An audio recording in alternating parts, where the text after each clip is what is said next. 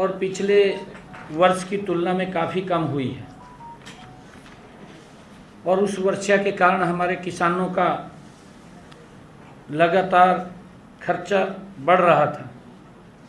उस खर्चे को कम किया जाए और पिछले दिनों हमारी सरकार ने, कैबिनेट ने ये फैसला लिया था कि हम किसानों को 2,000 रुपये प्रति एकड़ के हिसाब से उनको बोनस के रूप में देंगे। और आज पहली किस्त हमने जारी की है।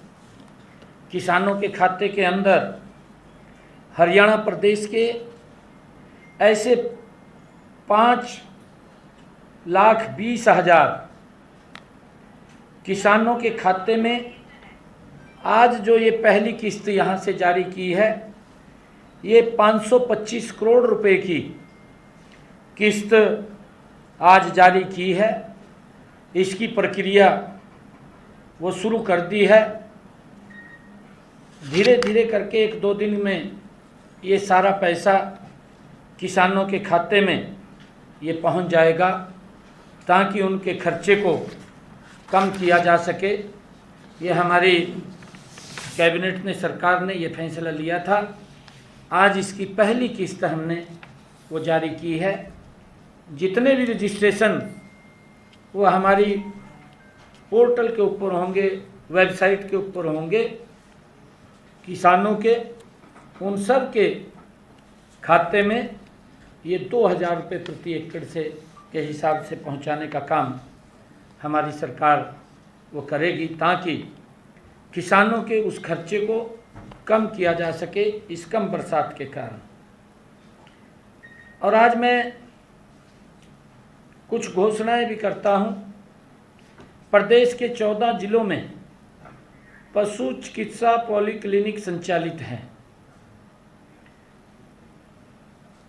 आज मैं ये घोषणा करता हूं कि जो राज्य के शेष 8 जिले पंचकुला, कैथल, करनाल, हिसार, झज्जर, गुरुग्राम, फरीदाबाद और यमुनानगर में भी चरणबद्ध तरीके से पशु चिकित्सा पॉलीक्लिनिक खोले जाएंगे।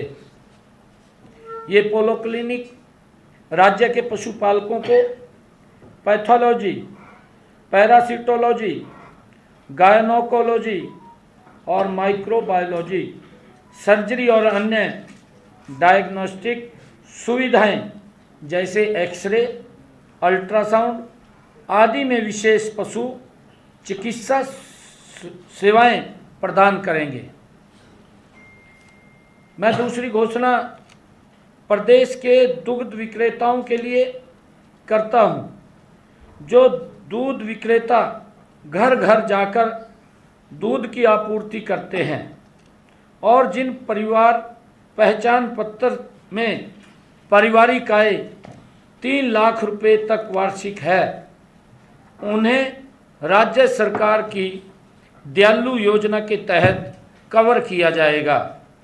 इस योजना के तहत परिवार के किसी सदस्य की मृत्यु या स्थायी दिव्यांगता की स्थिति में वित्तीय सहायता प्रदान की जाएगी। क्योंकि हमारे जो ये दूध ये हैं, ये चाहे सर्दी है, चाहे गर्मी है और चाहे बरसात है, ये भी जोखिम भरे समय के अंदर लोगों तक सेवाएं पहुंचाने का काम निरंतर दिन रात करते हैं और समय के ऊपर पहुंचाते हैं। हमने ये निर्णय किया कि उनको इस बीमा कवर के अंदर कवर किया जाएगा ताकि उनको सुरक्षित, परिवार को सुरक्षित किया जा सके। और कल हमने दुग्ध उत्पादकों के लिए कुछ कल घोषणाएं भी की थी, उसका भी मैं जिक्र करना चाह रहा हूं। क्योंकि कल दूध उत्पादक समितियां वो हमने बुलाई थी। ऐसी 35,000 दुग्ध सहकारी समितियों से जुड़े दूध उत्पादकों की अप्रैल, मई, जून के 15,59,00,000 रुपए वो सब्सिडी के उनके रुके हुए थे। कल हमने वहाँ बटन दबा करके डीबीटी के माध्यम से उनके खाते में ये पैसा पहुँचाया है। इस वित्त वर्ष के दौरान अंत्योदय परिवारों के सदस्यों की प्रोत्साहन राशि 5 रुपये प्रति लीटर से बढ़ाकर 10 रुपये प्रति लीटर कर दी गई है। कल हमने ये निर्णय किया था। इसी योजना के अंतर्गत पिछले वित्त वर्ष में 39,37,00,000 की सब्सिडी दी गई थी, जो कि इस वित्त वर्ष योजना का बजट हमने 100 करोड़ रुपए कर दिया है। हमने 5वां जो कार्य दुग्ध उत्पादकों के लिए किया, मुख्यमंत्री दुग्ध उपहार योजना के तहत वीटा के जून 2024 तक के लगभग 41 करोड़ रुपए की राशि लंबित बिलों की अदायगी विभाग द्वारा वो थी। हमने कल इसका भी निर्णय किया है कि वो 2-3-4 दिनों के अंदर ये सारा का सारा पैसा उन तक पहुंच जाएगा, वो भी जारी करने का हमने निर्णय किया है। और ताकि किसी को भी कोई दिक्कत परेशानी ना हो, उसको लेकर के हमारी सरकार ये प्रमुखता से दुग्ध उत्पादकों के लिए, चाहे हमारे जो किसान है, जो पशुपालक हैं, ऐसे सब लोगों के लिए हमने ये काम किया है। आज के जो हमारे, क्योंकि एक प्रमुखता से जो हमारी कैबिनेट ने फैसला किया था, हमने फैसला किया था कि किसानों को उनके खाते में बारिश कम होने की वजह से 2-2 हज़ार रुपये हम भेज रहे हैं। आज हमने उसकी फर्स्ट किस्त जारी की है और उस फर्स्ट किस्त के अंदर हमने 525 करोड़ रुपया भेजा है। क्योंकि आप लोगों के बीच में मैं कुछ क्वेश्चन वो विपक्ष से करना चाह रहा हूँ, क्योंकि आजकल वो प्रदेश के अंदर हमारी पार्टी के प्रति, क्योंकि कांग्रेस अपना राजनीतिक लाभ लेने के लिए, अपनी खोई हुई राजनीतिक जमीन को तलाशने के लिए हमारी सरकार के प्रति ऊल जुलूल, निराधार, तथ्यहीन, भ्रामक व झूठे आरोप लगा रही है। इसके लिए उन्होंने एक यात्रा शुरू की है, उसको जानते हैं। मैं उनको पूछना चाहता हूं कि हमारी सरकार ने, मैं 10-11 क्वेश्चन तैयार किए थे, परंतु कांग्रेस की स्थिति इतनी खराब है कि इतने ज़्यादा क्वेश्चन हो गए मेरे पास। मैं सोच रहा था कि हम लगातार काम कर रहे हैं और क्वेश्चन बढ़ते चले गए। मैं पूछ रहा था, अभी ये किसानों से संबंधित क्वेश्चन पूछ रहा हूँ मैं, और भी होंगे बचे हुए, वो भी अभी क्योंकि मैं लिख रहा था तो ध्यान नहीं रहे। परंतु मैं उनसे ये पूछना चाहता हूँ कि हमारी सरकार पिछले 10 साल के कार्यकाल में अन्नदाता किसान के हित में अनेक कल्याणकारी योजनाएं चलाई हैं और किसानों के लिए ऐतिहासिक फैसले हमारी सरकार ने लिए हैं। हमने पिछले 10 वर्षों में 50,65,264 मीट्रिक टन बाजरे की खरीद एमएसपी पर की है। उस पर बाजरे पर हमने भावांतर भी दिया है। मैं आज आपके माध्यम से किसानों के हितैषी होने के नाम पर जो घड़ियाली आंसू बहा रहे हैं, जो घूम रहे हैं हिसाब मांगते हुए, मैं उनसे पूछना चाहता हूं कि आपका 10 साल का कार्यकाल रहा, आप भी 2004 से लेकर के 2014 तक 10 वर्ष तक सत्ता में रहे। आप ये बताने का काम करें कि हरियाणा प्रदेश के किसान का बाजरा एमएसपी पर कितना खरीदा है। आपकी जो फिगर थी 50 लाख, हाँ मैं फिगर बता रहा हूँ, 50,65,264 मीट्रिक टन एमएसपी पर खरीदा है। भावांतर भी दिया है हमने, ये एमएसपी पर खरीदा है और भावांतर भी दिया है। मैं उन लोगों को पूछना चाहता हूँ, वो भी अपना एक पत्र जारी करके बताएं कि हमारी 2014 से लेकर के 2010 तक सरकार रही है कि आपने कितना एमएसपी पर खरीदा है। दूसरा, मैं ये क्वेश्चन पूछना चाहता हूं कि दूसरी बात यह भी मैं बताना चाहता हूं कि हमने पिछले 10 सालों में कुल 33,52,000 मीट्रिक टन सरसों एमएसपी पर खरीदी है। उन्होंने अपने 10 साल में कितनी सरसों एमएसपी पर खरीदी है, वो अपने प्रदेश के, हरियाणा प्रदेश के किसान को बताने का काम करें, इसके ऊपर जवाब देने का काम करें कि उनका भी 10 साल का कार्यकाल रहा। हमने तो 33,52,000 मीट्रिक टन किसान की सरसों एमएसपी पर खरीदी, वो भी बताएं कि उन्होंने 10 सालों में कितनी सरसों एमएसपी पर खरीदी है।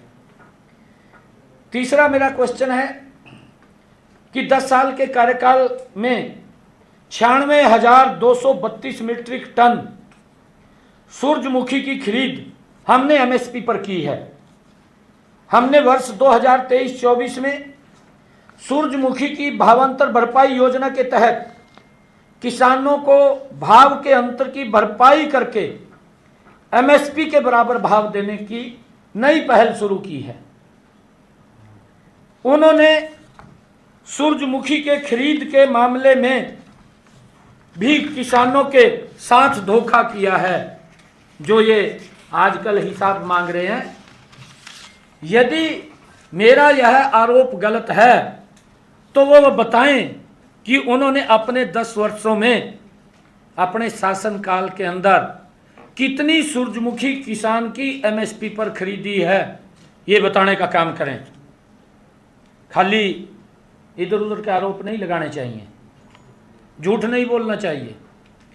चौथा मेरा क्वेश्चन है कि 2005 से 14 तक हमारा अन्नदाता अपनी आलू, प्याज, टमाटर जैसी फसलें हर वर्ष सड़कों के ऊपर फेंकता था। आप लोगों को भी मालूम है, क्योंकि आप लोग दिखाते थे। आप तो जहां किसान ट्राली झाड़ के सड़क के ऊपर चला जाता था, सबसे पहले आप ही दिखाते थे उसको। वो सड़क के ऊपर फेंकने के लिए मजबूर होता था। याद कीजिए, और आज का समय जब किसानों को पूरा भाव देने का काम हमारी सरकार कर रही है।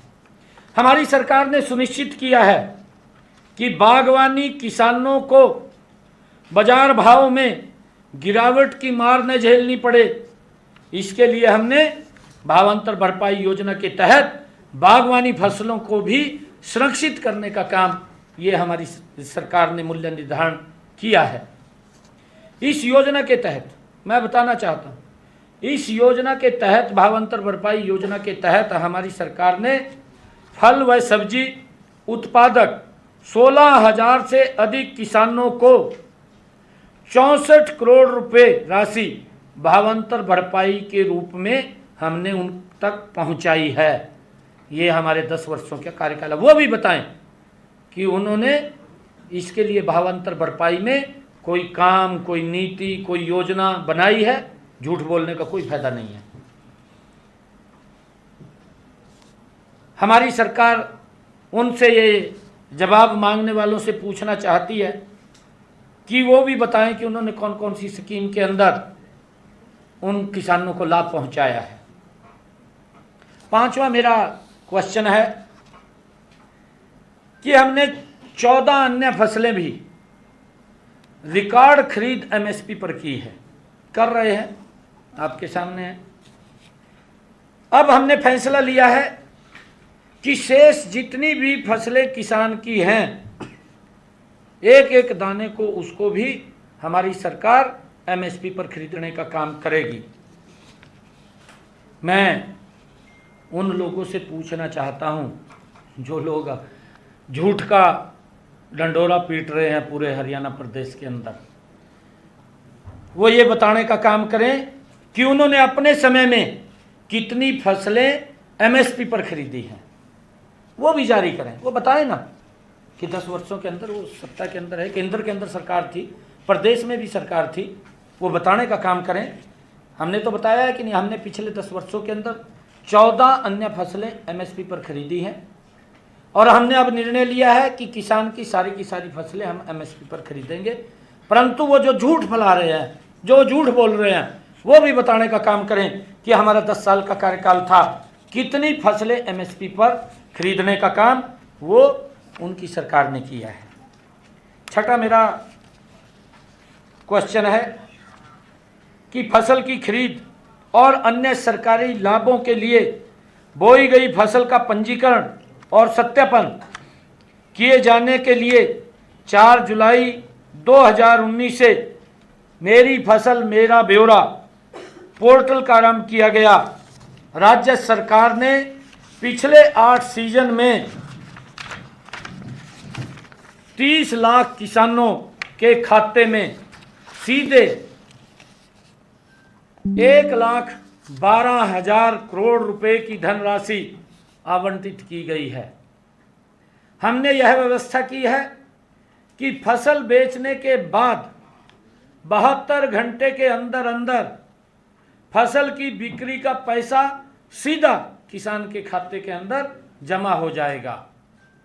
यदि किसी कारण से 72 घंटे से देरी होती है अदायगी में, तो उस किसान को 9% की दर से ब्याज देने का प्रावधान भी ये हमारी सरकार ने किया था।